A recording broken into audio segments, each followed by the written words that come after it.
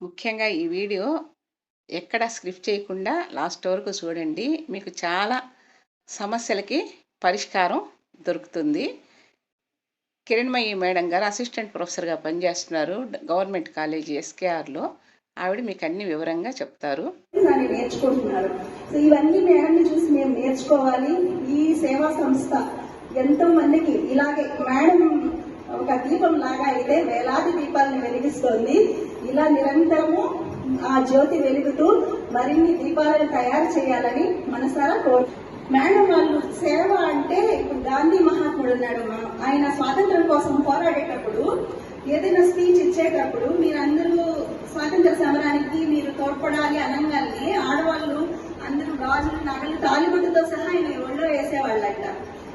అలాగే వివేకానంద స్వామి అమెరికాలో ఉపన్యాసం ఇచ్చేటప్పుడు ఆయన ఏమల్లా ladies and gentlemen of America అన్నారు. అనగానే సబంతా కామ్ అయిపోయారంట. ఆ లైన్లలో ఏమన్నా ఉందా గొప్పదనం?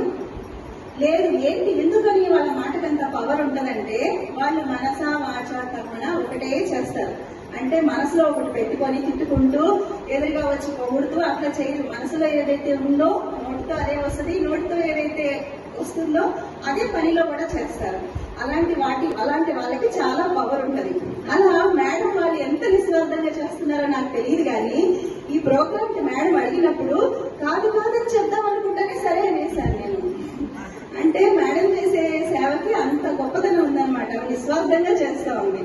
తరతరాలుగా నేను అబ్జర్వ్ చేసింది ఏంటంటే ఆ కాలమా ఈ కాలమా లేకుండా కడుపులో ఉన్నప్పుడే అమ్మాయి అని తెలియగానే చంపేసేవాళ్ళు. ఇప్పుడు లేదనుకుంటున్నా నేను. చాలా చట్టాలు వచ్చాయి స్కానింగ్ లో చెప్పకూడదు అని. కానీ నేను చిన్నప్పుడు మేడం వాళ్ళ కాలంలో ఉన్నాయి అనుకుంటున్నా. ఉన్నాయి. ఫ్రీక్వెన్సీ తగ్గింది, అప్పట్లాగా లేదు. దాని ఎఫెక్ట్ ఇప్పుడు ఏమైంది? ఒక మగపిల్లాడు పెళ్లి చేసుకోవాలంటే అమ్మాయి దొరకడం. అమ్మాయి దగ్గరికి పోతే అమ్మాయి తల్లిదండ్రులు ఇప్పుడు ఏం చెప్తున్నారంటే 2 లక్షలు కట్నం ఇస్తాం, అబ్బాయికి 1 కోటి రూపాయలు ఆస్తుండాలి. అబ్బాయి అమ్మ నాన్న అబ్బాయితో పలకూడదు, అబ్బాయికి అక్క చెల్లెలు ఉండకూడదు, నాతోటే ఉండాలి. పెళ్లి నేను చెయ్యం, మాకు శక్తి లేదు, అంతా మీరే చేసుకోవాలి అనే స్థాయికి మనం వెళ్ళిపోయాం. ఎందుకు? అమ్మాయిలంతా పోయారు, అబ్బాయిలు వీధికి నలుగురు మిగిలిపోయినారు పెళ్లి కాకుండా. నిజం చెప్పాలి అంటే అబ్బాయికి పెళ్లి అంటే భయపడిపోతున్నారు తల్లిదండ్రులు. మేము చిన్నప్పుడు అమ్మాయికి పెళ్లి అంటే భయపడేవాళ్ళు, ఇప్పుడు అబ్బాయి పెళ్లి అంటే భయపడుతున్నారు. నాకు తెలిసి మీ అందరికి ఎలా ఉందో నాకు తెలియదు. ఒకటి ఆ సమస్య ఉండింది. తర్వాత పిల్లల్ని పెంచేటప్పుడు అమ్మాయిని చదివిస్తే ఆమె ఎక్కడికో వెళ్ళిపోతుంది, ఎందుకు అబ్బాయిని చదివిస్తే మన దగ్గరే ఉంటారని ఫీల్ అయ్యేవాళ్ళు. ఈమె చదువు మీద ఖర్చు పెట్టాలి, పెళ్లి మీద ఖర్చు పెట్టాలి, బయటికి వెళ్తే భయం, అమ్మాయిని ఏం చేస్తారా అని చదువులో వివక్ష చూపేవాళ్ళు. నేను చిన్నప్పుడు బీటెక్ కాలేజ్కి వెళ్తే 60 సీట్లలో 59 మంది అబ్బాయిలు, ఒకే ఒక అమ్మాయి ఉండేది ఎన్బికేఆర్ ఇంజనీరింగ్ కాలేజ్ లో. అలా ఉండింది. మొన్న నేను యూనివర్సిటీకి వెళ్ళినప్పుడు 60 మందిలో 40 మంది అమ్మాయిలు ఉన్నారు, 20 మంది అబ్బాయిలు ఉన్నారు. ఎంత మారిందో అసలు. అప్పుడు ఎన్నో ఆంక్షలు ఉండేవి చదువుకునేదానికి. సో చిన్నప్పుడు చదువులు అప్పుడు వివక్షత ఉండేది బాగా. ఇప్పుడు కూడా ఉంది, కానీ ఫ్రీక్వెన్సీ తగ్గింది అది కూడా. తర్వాత చిన్నప్పుడే పెళ్లిళ్ళు చేసేవాళ్ళు, చాలా చిన్నప్పుడు. ఇప్పుడు కాదు కానీ అప్పుడు చాలా చిన్నప్పుడు చేసేవాళ్ళు. ఇప్పుడు దాదాపుగా అది కూడా తగ్గింది అనుకుంటున్నాను. తర్వాత వరకట్న సమస్య ఉండేది, కట్నం ఇస్తేనే పెళ్ళి అయ్యేది కదమ్మా. తర్వాత పెళ్లి అయిపోయిన తర్వాత ఆమెకి డొమెస్టిక్ వైలెన్స్, అంటే అన్ని ఇళ్లలో అని చెప్పట్లేదు, ఎక్కువ భాగం గృహ హింస ఉండేది ఆ రోజుల్లో. ఎక్కువ సమస్య, ముఖ్యమైన సమస్య వచ్చేసి లైంగిక వేధింపులు. అది ఇప్పటికీ జరుగుతుంది, ఇంకా ఎక్కువైపోయింది కదా. బయటకు వెళ్తే అసలు సేఫ్టీ లేదు, ఎప్పుడేం జరుగుతుందో తెలియదు. ఆ సమస్య మాత్రం తగ్గిందని నేను అనుకోవట్లా. ఇంకా రోజు రోజుకి ఫోన్లు టీవీలు చూసి భయంకరమైన ఇవన్నీ ఫోన్లలో చూపిస్తున్నారు. నేను మొన్న చూశాను, 5వ క్లాస్ అబ్బాయి గూగుల్లో సెర్చ్ కొట్టి అతి భయంకరమైన చూస్తున్నాడు. ఏడుపు వచ్చేసింది నాకు అది చూసి. అంత ఘోరంగా చూస్తున్నాడు. వాడి బ్రెయిన్ ఎలా ఉంటది? ఇంకా వాడు ఒక స్త్రీని ఎలా చూస్తాడు? అంత అందుబాటులోకి వచ్చేసే వాళ్ళకి ఇప్పుడు ఫోన్లు అవన్నీ. సో అది రోజు రోజుకి పెరుగుతుంది. ఈ రోజు కూడా ఆ సమస్య తగ్గలేదు. లాస్ట్ సమస్య వచ్చేసి అదే అన్పెయిడ్ వర్క్. మనం ఇళ్లలో చేస్తున్నాం.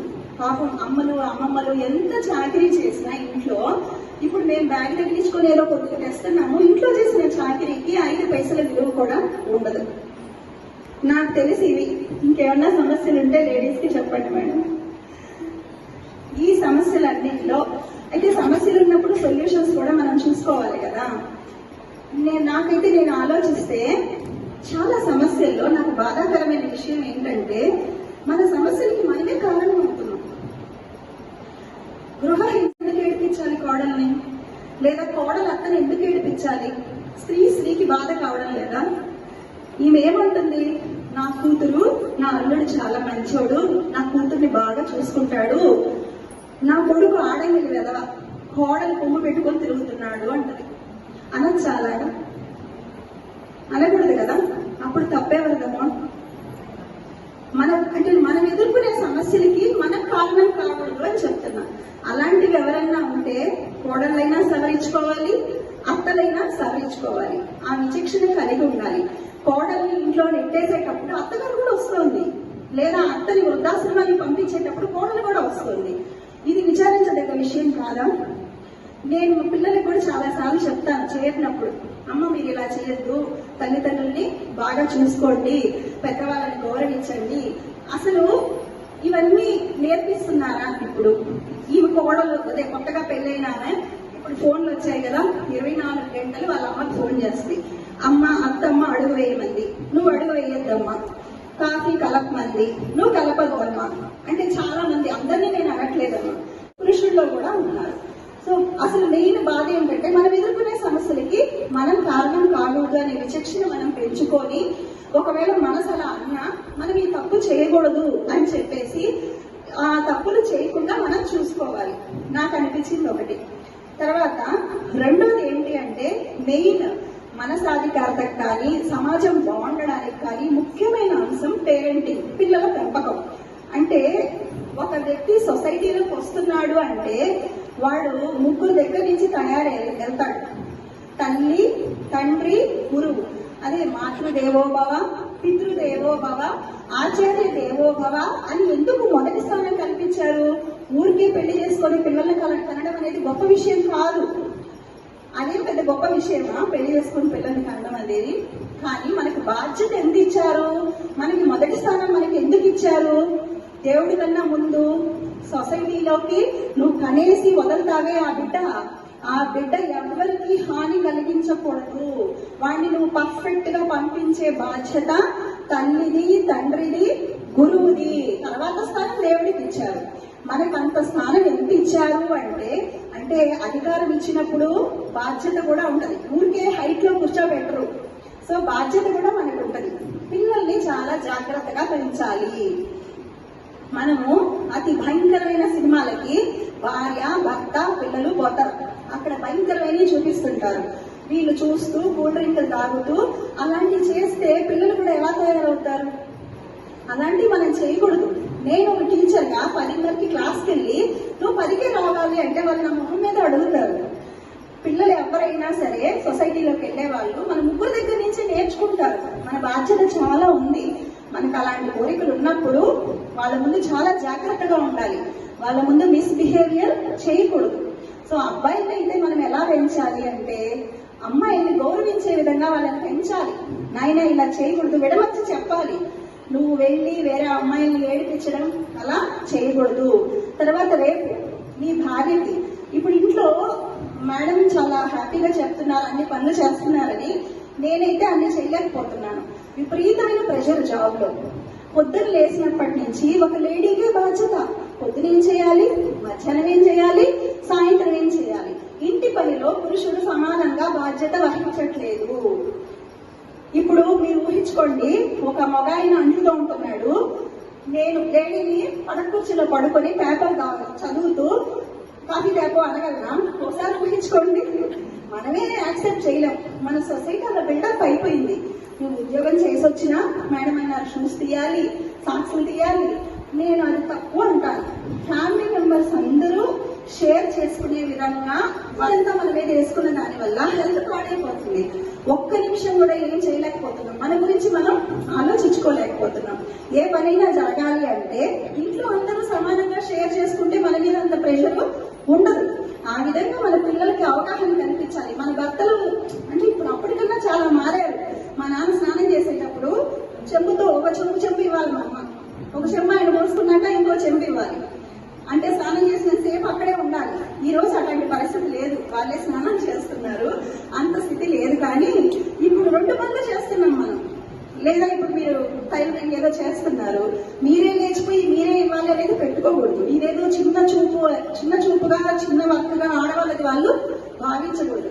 పెద్దవాళ్ళు మారుతారో లేదో తెలియదు, కానీ ఇంకా పెళ్లి చేసుకోబోయే వాళ్ళు ఉన్నారు, ఆల్రెడీ పిల్లలు ఉన్న వాళ్ళు ఉన్నారు. మీరు పిల్లల్ని అలా వివేకవంతంగా పెంచాలి. అబ్బాయి అయితే అమ్మాయిని గౌరవించాలి, స్త్రీకి సహకరించాలి, లైంగికంగా వేధించకూడదు. చాలా వరకు మనం ట్రైనింగ్ ఇవ్వాలి. అదే అమ్మాయినైతే ఆమె ఆత్మవిశ్వాసంతో సొసైటీలోకి వెళ్ళాలి. అమ్మ నాకే ఎందుకు ఆంక్షలు, నేను బజార్లోకి వెళ్తే జాగ్రత్త చెప్తావు, అన్నయ్య వెళ్తే ఏం చెప్పవు అని వాదిస్తుంటారు. ఇక్కడ దాకా కటింగ్ చేసుకొని ఇక్కడంతా వదిలేసి వెళ్తుంటారు అమ్మాయిలు.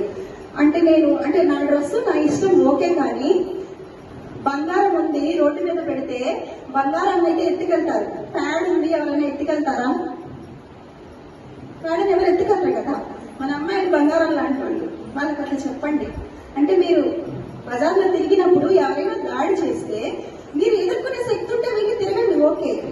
మనంతటి మనం వాళ్ళకి ఛాన్స్ ఇవ్వకూడదు. లేదు వాళ్ళు ఒక కరాటే నేర్చుకోవడమో, ఆత్మరక్షణ విద్య నేర్చుకోవడమో, చేతిలో గలపొళ్ళు పెట్టుకోవడమో, పోలీసులకు ఫోన్ చేయడమో, వాళ్ళని వాళ్ళు రక్షించుకునే విధంగా అయితే మనం వాళ్ళని సొసైటీలోకి ధైర్యంగా పంపించవచ్చు. ఈ వీడియో మీకు నచ్చితే తప్పకుండా సబ్స్క్రైబ్ చేసి, లైక్ చేసి, షేర్ చేయండి.